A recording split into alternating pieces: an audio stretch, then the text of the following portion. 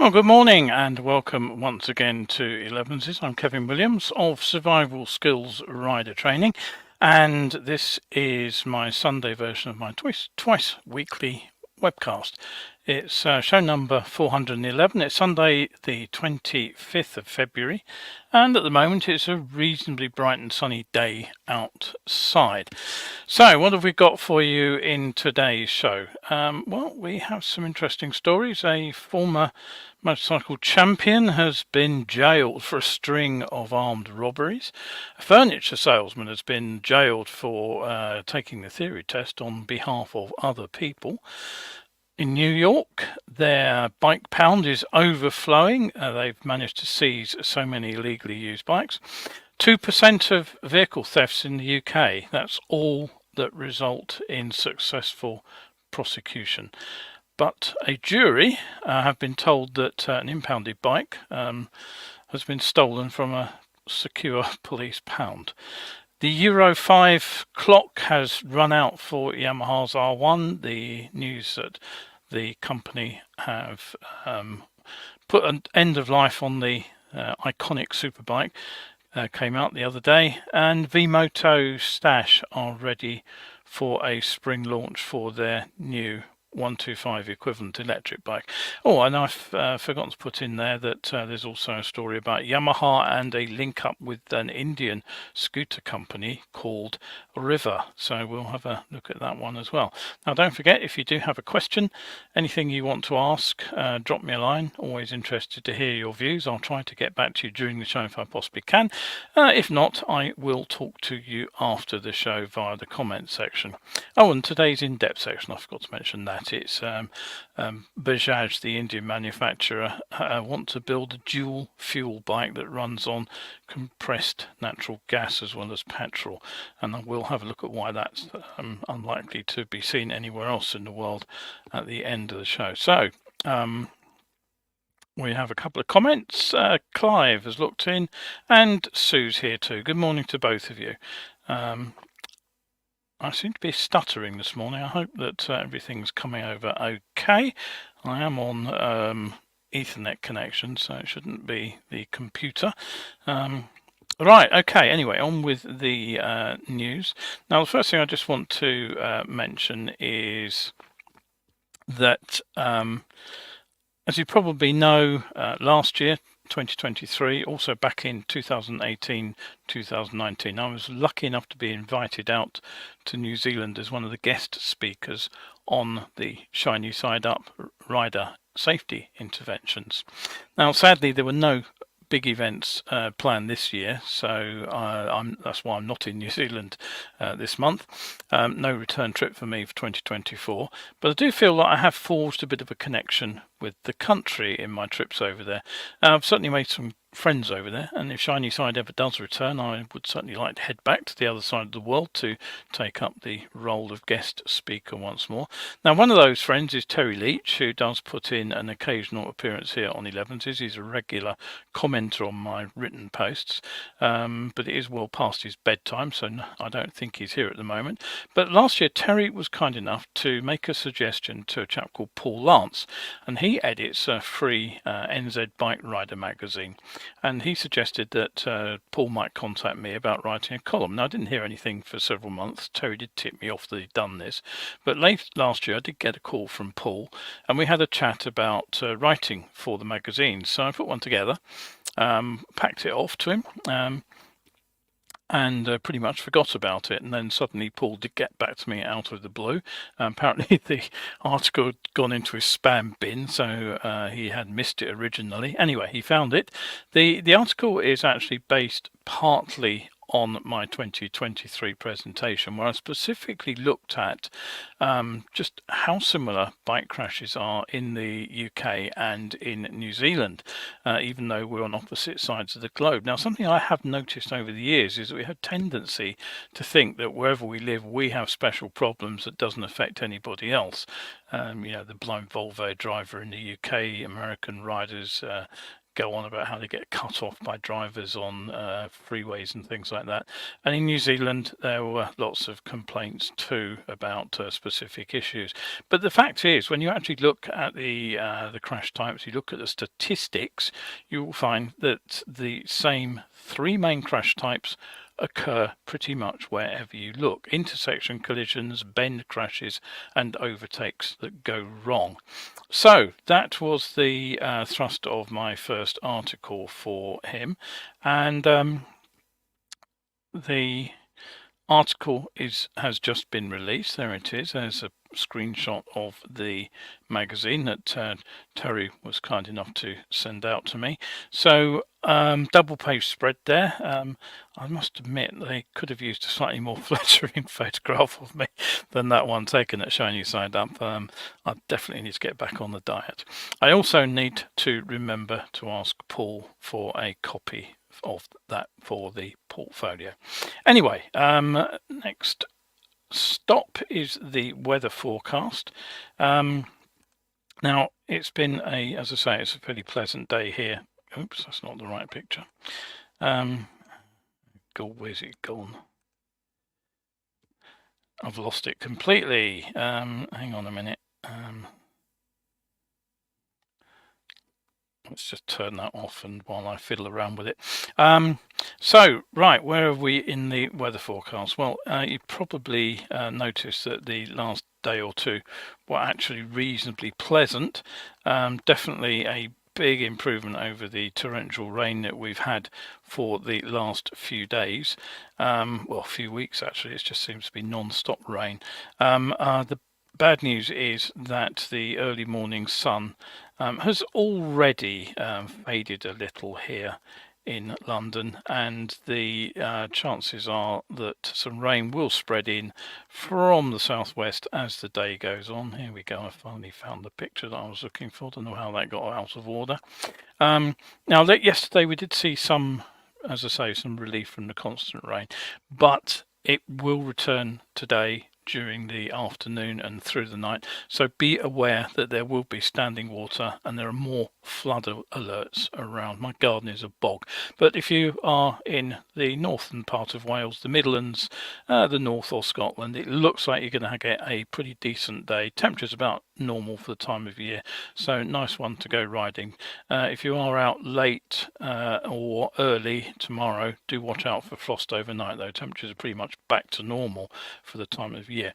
Monday, the rain will clear away eventually from the southeast of England, but it will almost certainly, as I say, leave lots of flooding behind it, and it will be a fine if blustery day for most. Now Tuesday, another band of rain moves in, but this time it hits Scotland to start with. It will move south and east right across Scotland, across northern England, but by the time it gets to the Midlands it'll be pretty patchy and the south may escape altogether. Wednesday, however, does look like another wet day. So, right, okay, nothing much you can do about that, really, is there? What's going on here? Why is that corrupted? Things aren't going well today. I've got the got this all set up, and for some reason it's all gone horribly wrong. Right, anyway, let's move on to some stories while I try to get myself sorted out in the background here. A former motorcycle champion racer has been jailed for what was described as a string of robberies, which netted him more than £100,000. Now, 35-year-old David Shoebridge, he won the Ducati Performance Tri-Options Cup at Brands Hatch in 2022, and he carried out a string of raids across Hertfordshire to pay for what were described as gambling and drug debts. Now, Shoebridge from Hatfield in Hertfordshire, he admitted numerous offences committed between November 2022 and July 2023. He hit bookmakers in Hatfield and Potter's Bar and the Welcome Break service station in South Mims. Charged with robbery, attempted robbery, going equipped for theft, attempted theft, possession of an imitation firearm, thefts and possession of a firearm. He was jailed for 8 years. So sad end to his motorcycling career, I guess. Right, Kevin's looked in. Good morning to you, Kevin. Nice to see you too. Now, another person who has found themselves in jail is a theory test fraudster. They've been put away for 6 months. Asif Saber, 35 years old, furniture salesman from Birmingham. He travelled to DVSA test centres, theory test centres in Sheffield and Doncaster in order to take theory tests for 3 of his friends. Now, as he appeared in Sheffield Crown Court, prosecutor Danielle Gilmore said Saber tried to take the tests while purporting to be different individuals by using their provisional licenses to access the test routine. Now, the court heard that he charged £100 per test. She said he'd taken one exam in Doncaster in March 2022, but returned in October later that year. And he was challenged by a member of staff who apparently recognised him and thought that he was impersonating somebody, and he was asked to provide another form of ID, but he left the centre and did not return. But in May 2023 he went to the test centre in Sheffield, but there he was recognised as a person of interest by a member of the staff who called the police. The judge, Rachel Harrison, said his actions showed a complete contempt for the law. And she said what you were attempting to do was put people who were not fit to be driving on the roads of this country. The DVSA apparently have prosecuted 186 people for driving test theory fraud since 2018. I take the judge's words there. I sort of understand what she means, but you still have to pass the driving test before you get a license. So passing the theory test is only the first step, but even so, it doesn't make the offence any lighter. All right, now hopefully I've got my pictures back in sync. So yes, I just need to just click another button. There we go. Right, we should see that one now. Just zoom in and give you a slightly better picture of it. Now, a week ago I showed you a photograph of a pound in Vietnam, in Ho Chi Minh City, absolutely packed with seized bikes as the government there clamped down on drink driving. But here is another packed pound, and this one here is actually in New York. It's a pound which is said to be in Brooklyn, and it shows hundreds and hundreds of scooters and also some bigger motorcycles there. There's Suzuki V-Strom by the look of it in the front there, and that looks like a green Kawasaki also in the background in the middle distance there. So some bigger machines are seized as well as all the scooters. There's an ongoing crackdown on the illegal or dangerous use of two-wheelers in New York City, and apparently in just one day 43 illegally parked scooters were picked up in an operation in the Elmhurst, Jackson Heights, Corona and Long Island City regions of New York. The NYPD Commissioner, Edward Caban, he said efforts are underway citywide to curb the illegal use of motorcycles. New Yorkers see it every day, he said. People putting others at risk by recklessly operating unregistered scooters, speeding through red lights and riding on sidewalks. And he said as well as the blatant traffic violations, riders are committing shootings, robberies and other violent acts. So all sort of grist, I suppose, to the mill over there in New York. Right, now hopefully my photos are back in order. No, they're not. Why are they out of order? That's really, really annoying. I spent hours getting these ready and they're all out of order. Anyway, right, on to the next story. Now, the other day I provided you with some news about Cambridge, in which I said that if you're unlucky enough to live there, you live in the city with the highest risk of having your bike stolen based on numbers of motorcycles per head of population. And I will point out that the data I'm about to share with you is for vehicle theft rather than power two-wheelers, but the latest information that has been retrieved from the Home Office's annual stats reveals just how poor the police record in following bike theft, vehicle theft generally up actually is. Now, for the period between June 2022 and June 2023, that's the latest data, for England and Wales, just 2.12% of vehicle thefts actually brought a successful criminal prosecution. This time the data comes from the dashcam manufacturer Nextbase. They submitted a Freedom of Information request, and once again it's actually relatively good news for Londoners. Now, as I said last time out, although by far and away the largest number of powered two-wheelers are stolen in the capital, and presumably the same applies to other vehicles, the city only ranked 9th for stolen motorcycles when assessing the rate per 100,000 inhabitants, much lower than Cambridge, Southampton or Bristol. And hats off to the Met Police here, because when it comes to pursuing vehicle thieves, the Met Police actually managed a successful prosecution rate of 9.38%.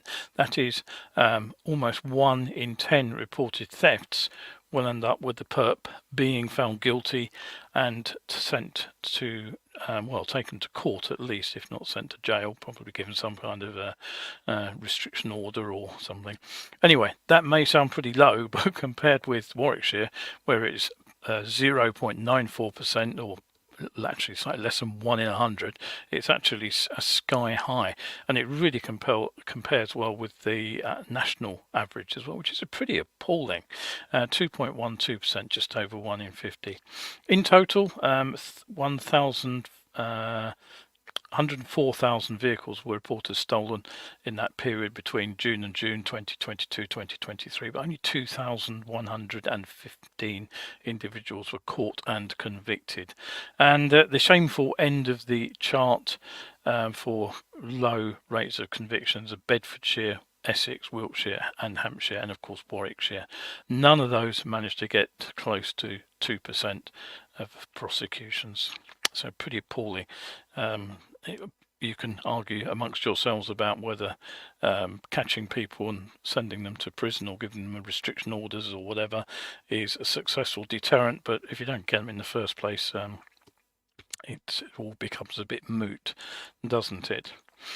Right, meanwhile, in Kent, a man is on trial after a supposed accidental collision that saw him knocking off a nuisance rider after he pursued him while he was riding off-road in his pickup. Now, the driver claims it was an accident when the rider braked unexpectedly. The rider was left injured by the collision, but he claims that he had no idea the vehicle was behind him before he was actually hit from behind. So that goes on, but what caught my eye from the story was the jury were told that post-collision the bike's rear mudguard was found to be missing, handlebar had been bent back so it was touching the fuel tank, and the back wheel was buckled. But the jurors were then told that no further examination of the bike could be carried out. Why? Because after being recovered by the police after the incident, the bike was later stolen from their supposedly secure police compound. Right, okay, so bad news for R1 fans. Yamaha have just announced that the bike, the iconic machine really, will not be updated to meet the forthcoming Euro 5 Plus regulation. Their official statement reads, quote, Yamaha Motor Group have taken the decision not to develop an EU Plus version of the R1 or R1M, instead focusing on other midterm business and product strategies that will provide future opportunities. Now, that midterm strategy statement is an interesting one in my opinion, because it implies there are no long range plans, so there's nothing in the pipeline to replace the bike specifically. Now, I would expect what this means is that the current twins and triple range, they'll be further developed. Now, it does fit with rumours of the final demise of the R6, which is a track-only supersport machine at the moment. That was never actually updated to Euro 5, so that disappeared from the model range several years ago and is only sold for off-road use. And that now looks like it's going to be seeing its final season as a World Supersport machine this year. Rumours are that a 900 triple motor-based bike will appear in a full sports set of clothes later this year and ready to race in its place in 2025. But to come back to the R1 for a minute, that's obviously the first generation R1, and it was launched back in 1998. And I still think this is one of the loveliest looking machines that was ever built. I sometimes regret that I never owned one. They've become more and more collectible over the last few years too. The machine was totally redesigned in 2015, and personally I don't think it improved the looks of the bike at all. Now, the last update was in 2020, and this was to make the machine Euro 5 compliant. So why kill off the bike now, just 4 years later, after all the hard work was put in to get through the 2020 updates to the Euro emission standards? Well, it's a bit of a puzzler really, because Euro 5 Plus isn't actually any tougher in terms of emissions. And of course it was the emission issue that finished off many of the previous generation of machines, including the R6 I've just talked about. If I had to guess, it would be the fact that the update brings in a requirement for longer term effectiveness of the catalytic converter. Now, it seems that Euro 5 allowed for a simple mathematical estimate of the durability of the cat, but Euro 5 Plus seems to require an actual test to ensure that it actually remains efficient long term. So basically the engine will be run through the catalyzer, and the catalyzer analysed to see how it copes over that long term life of the engine. Now, I'm guessing here, I'll agree I'm speculating, so if anybody's got any info on this, I'd be more than interested to hear it. It's entirely possible that the fairly tiny cats fitted to motorcycles simply don't last very long in sort of, I would guess, probably stop-start operation. Now, Euro 5 does bring in new reduced noise limits too, and that's the other possibility. Yamaha don't believe the bike is capable of meeting them. Water jackets around the engine do a lot of noise deadening. The fairings actually act as noise deadening themselves, but even the chains now have to run on sort of rubber bushes to silence them, to make them quiet enough to get through the noise rules. So what's going to happen to the R1? Well, it will remain on sale for a while, so if you want one, there's still time to dash out and get one. Yamaha will be able to sell them after the new 5 Plus regs come in under the derogation arrangement that allows for existing stocks of a non-compliant machine. They can be sold for up to a year after the new legislation comes into force. So beyond that, the machine will be phased out in the UK and Europe. Almost certainly it will remain on sale in other parts of the world, such as the US, which probably accounts for partly for Yamaha's decision not to update the machine. It does look like it will be a track-only bike here in the UK, just like the current R6 Super Sport, which is still on sale for £1,300 if you go looking for one. Right, continuing on the midterm goals theme, I noticed that Yamaha Motor announced earlier this month, it's probably slipped by most people, that they have invested in an Indian startup called World of River. So truly dreadful name, isn't it? They manufacture and they sell electric scooters in the subcontinent. So let's have a look at what they look like. They are two smart looking little scooters there on that rather atmospheric photo. It's actually a quite interesting little machine. It gets a reasonable sized 14-inch wheels. There's twin shocks at the rear, so that should help it cope with bumps, and it also gets a pretty spacious dual seat, which really does look capable of carrying two people, not the sort of 1+1 that you so often get on a modern motorcycle. You'll notice there are protective crash bars to help absorb any impact, and there's also those luggage racks on the rear, and it has to be the luggage that is the standout feature of the bike. Now, up front, behind the sort of bodywork, you get the fairly standard scooter glove box. It's 12-litre capacity. It's lockable, gets the almost standard USB charger in there. But the luggage carrying is fairly dramatic. Now, the rear comes with those luggage racks that I've just showed you, and those are the two bolt-on panniers or clip-on panniers on the rear that you can see there. They're each 20 litres, so that gives you 40 litres of capacity. And very interesting there's a floor cage, which allows riders to actually stash more luggage between their feet. And to allow you to use that, just under the cage, you can see the sort of black thing there in the screen. I've just zoomed in on it. That's actually a fold-out foot peg. So if you are fully using your luggage area between the foot pegs between your legs, then you can still rest your feet on those foot pegs.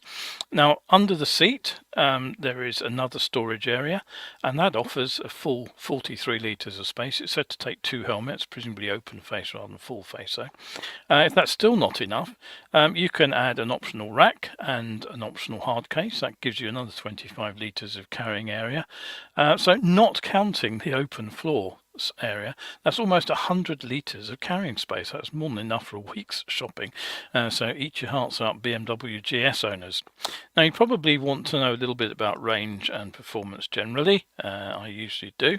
It's no rocket ship, but it's not in the moped category. It's got a 6.7 kilowatt 9 horsepower motor, delivering a 90 kph top speed. That's around 55 miles per hour. And the manufacturers, River, claim a true range of 120 kilometers, which is 75 miles. But that's from a 4 kilowatt battery, and if I'm honest, given the battery size, that does sound a little optimistic. I suspect if you are getting 75 miles out of it, it's mostly going to be slow speed riding. And frankly, the 0 to 85 hour charge time for such a small battery is a bit on the disappointing side. Maybe if they want to extend the range, they could look at a drop-in battery under the seat. That would be an interesting development. But there is good news. In India, the sterling equivalent price is just over £1,300, and it gets a 5-year warranty. Frankly, I could see me using one of those for trips to the supermarket. Anyway, back to the Yamaha link. Now, India is the world's largest market for electric two-wheelers, and the Indian government is supporting moves towards electrification of their powered two-wheeler fleet. It's part of energy diversification initiatives to combat environmental issues, but it's also to promote domestic engineering. And I've said in the past, if the Europeans and the Japanese don't watch out, India will actually take the lead in electric bikes. Now, World of River were actually engaged in a fundraising exercise from third-party investors. The capital is said to go into help scaling up their distribution and service network across the country, and to allow for further investment in R&D for future products. So why Yamaha's interest? Well, the Japanese company is said to be seeking new business partnerships like this in order to support their goal of reducing CO2 emissions by 90% by 2050 compared with the 2010 figure. So they've got a way to go if they want to replace their petrol engine bikes with something less polluting. And of course, it doesn't take much to guess that this could well be a shortcut. It would allow them to sell an Indian-built but Yamaha badged electric scooter to other markets. So just possibly we'll see the River with a Yamaha badge arriving in the UK.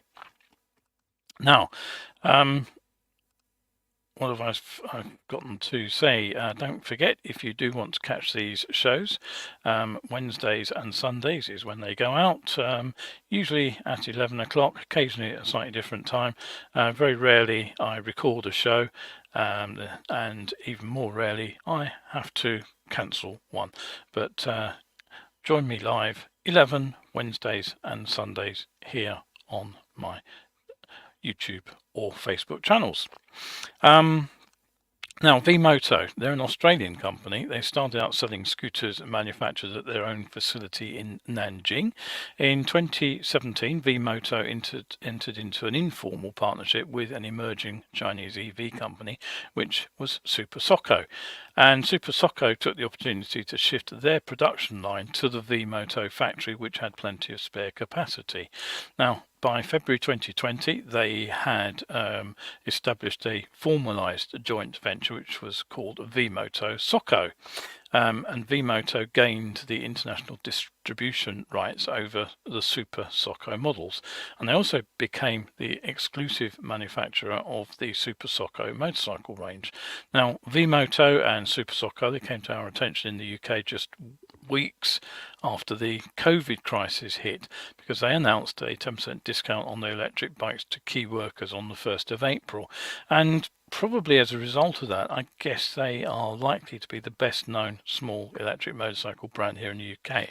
But they have been looking to develop more premium products built to what they say are higher standards and with increased power and advanced features. Now, in November 2021, Vmoto used the EICMA Milan show to showcase their new Stash motorcycle, and the following year its launch was said to be imminent at the same show. Well, it has taken a little longer perhaps than they hoped. The prototype arrived last year in 2023, but it looks like the production model of the Vmoto Stash is now ready to hit our roads.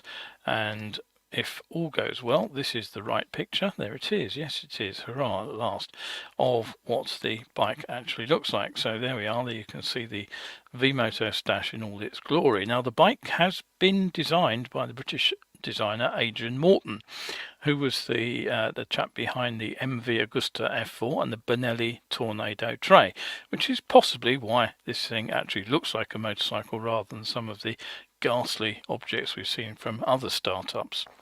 So what do you get in terms of technology? A 7.2 kilowatt hour battery.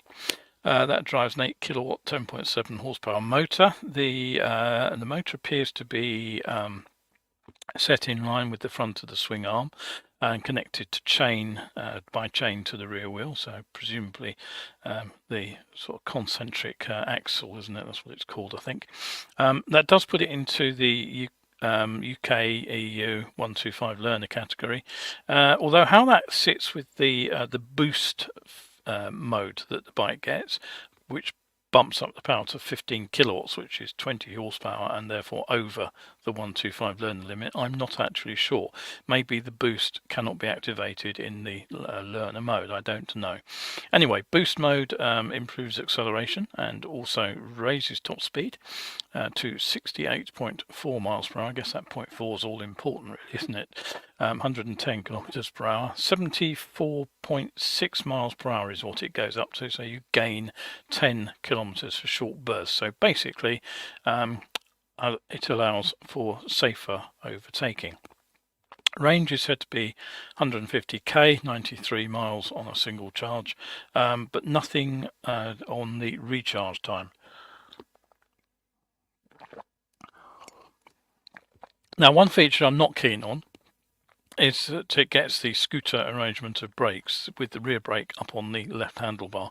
It does make the machine more immediately accessible to people who want to step up from a scooter, but it tends, I think, to detract from its appeal to bike riders. Obviously, you can't put a clutch on a single speed bike like this, but I have found that with novice riders, having both brakes up on the bars does tend to cause a big grab of both brakes in an emergency. Now, in the old days, of course, that meant a rear wheel lockup. ABS sorts that out on modern bikes, but it does mean a poor front rear brake balance unless the bike gets combined brakes too, and that's actually what this machine has. It has linked brakes, and that would be the reason, I guess. Now, the tank there, it holds a full face helmet. The bike's relatively light at 143 kilograms. It gets 17-inch wheels, 110/70 at the front and 140/70 tyre at the rear, and the first 40 bikes to the UK will get Pirelli Diablo Rosso tyres. I imagine that later arriving bikes, however, will arrive with something Chinese to help keep the price down. Although when I say down, it's all relative, because the current launch price is a fairly meaty 6,299 plus on the road charges. Should you want to think about one of those, then look for them to arrive around the end of April, beginning of May. Right, finally, time to wrap up the show with my in-depth item. Got a comment though first. Alexander Smith.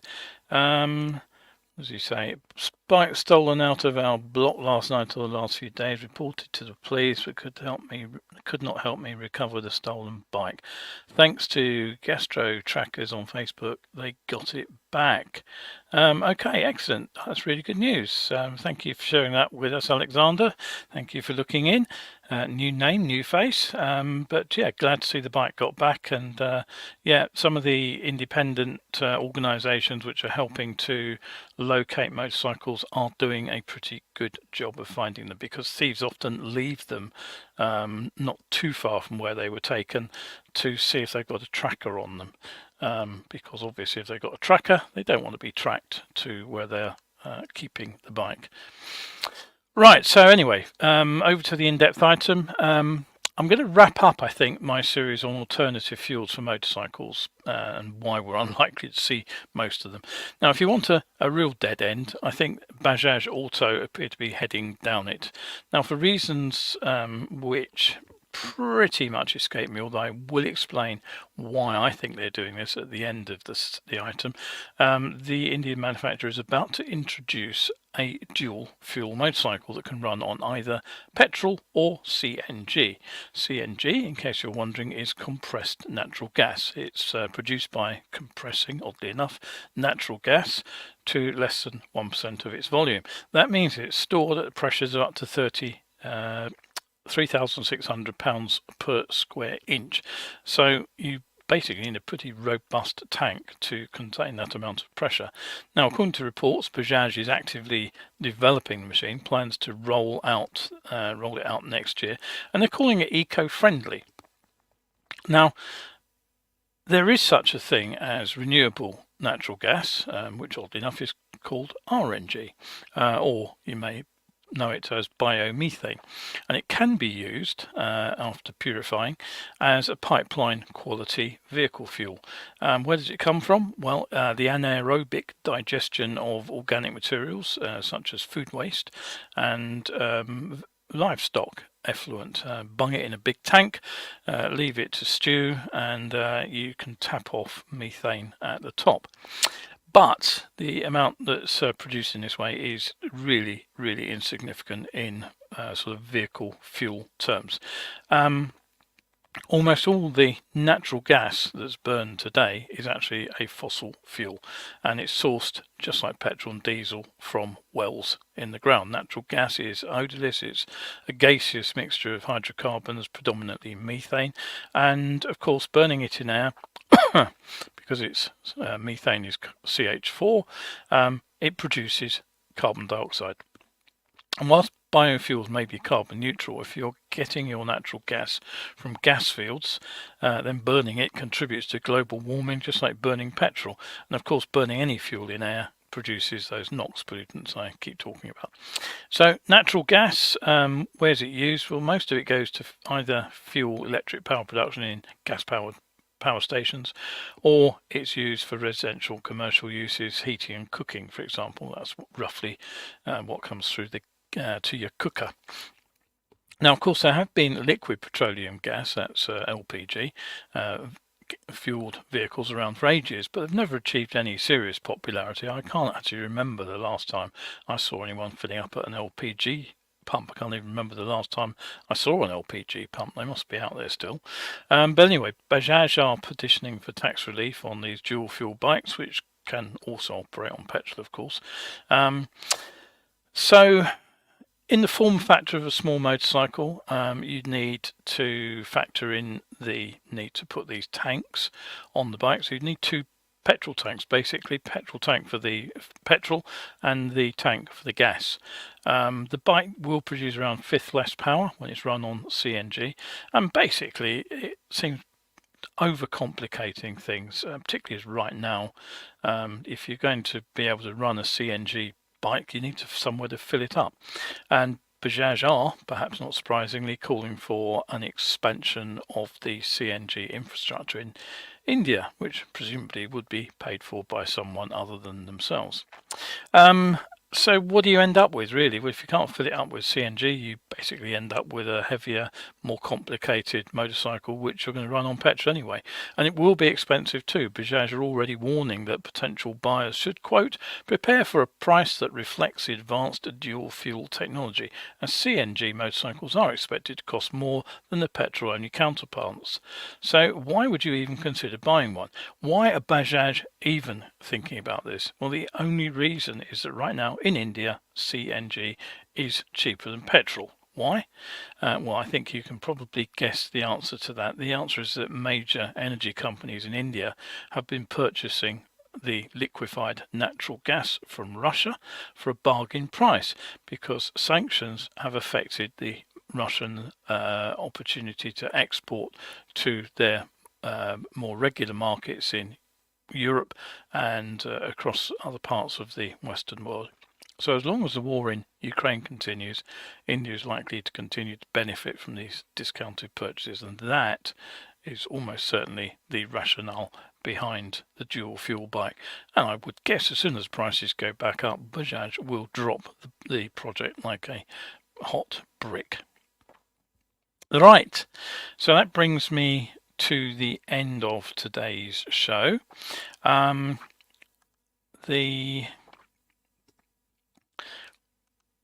Oh yes, quick shout out to my coffee supporters who supported me last week. Mark purchased the Science of Being Seen book. NJ, Damo, Clive, Paul, Reese and Anonymous, thank you all mightily for your support. If you do want to support me over on my coffee page, you can use the QR code here, actually, new innovation for me, to pop over and go straight to the relevant page.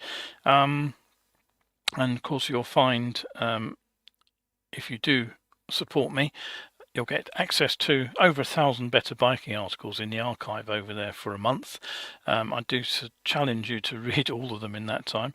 It has to be the biggest resource of better biking information anywhere on the internet. So do pop over there and have a look. And finally, the newsletter.